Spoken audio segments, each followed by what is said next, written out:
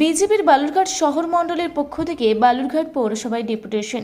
বালুরঘাট শহরের নাগরিকদের সুস্থ ও স্বাভাবিক পৌর পরিষেবা দাবিতে বালুরঘাট পৌরসভায় ডেপুটেশন দিল বিজেপির বালুরঘাট শহর মণ্ডল কমিটির পক্ষ থেকে এদিন বালুরঘাট পৌরসভায় ডেপুটেশন দেওয়া হয়।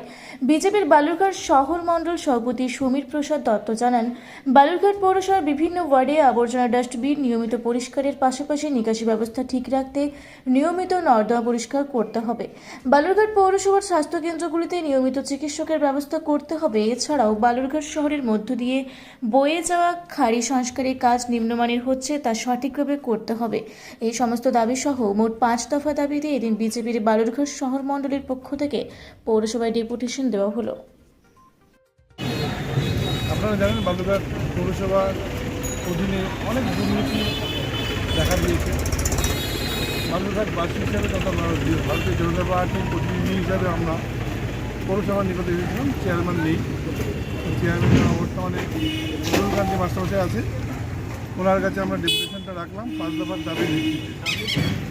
আগামী দিনে যেন বালুরঘাট পৌরসভার অন্তর্গত যে সমস্ত ডাস্টবিন থেকে আরম্ভ করে ড্রেনেজের অবস্থা খুব বাজে অবস্থা, জল এলে জল জমে যাচ্ছে, তার নিকাশির ব্যবস্থা, এবং বালুরঘাট পৌরসভার অন্তর্গত যে আমাদের হসপিটাল আছে সেই হসপিটালে ডাক্তার নেই, যন্ত্রাংশ প্রচুর পড়ে আছে। এই ডাক্তারের ব্যাপারে এবং আমাদের আত্মায় খাড়িটা যেটা চলে গিয়েছে বালুরঘাটের মধ্যে দিয়ে, সেই খাড়ির নিম্নমানের কাজ আছে।